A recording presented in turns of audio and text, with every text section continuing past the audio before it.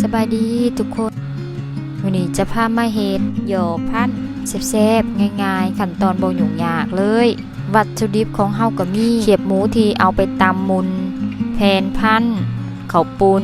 ผักสลัดหอมป่นหอมปอมแครอทซอยหมักแตงซอยหมักถั่วผักบงแต่ว่าให้เด็ดใบผักบงออกเด้อเจ้าเฮามาเริ่มห่อเลยเด้อเจ้าห่อตามขั้นตอนแบบนี้เลยเด้อเจ้าแล้วเอาใบตองที่เฮาเตรียมไว้นั้นมาขันไว้เพื่อบ่ให้หย่อห่อของเฮาติดกัน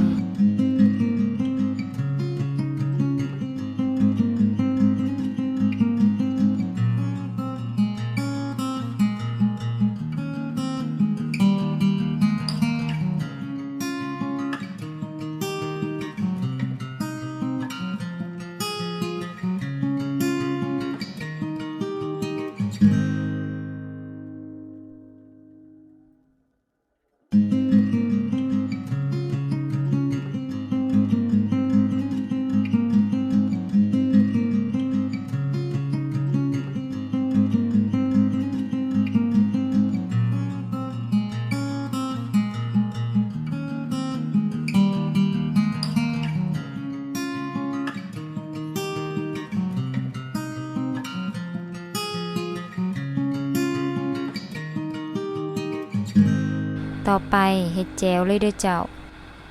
จะมีน้ำตาลน้ำส้มสายชูเกลือน้ำปลา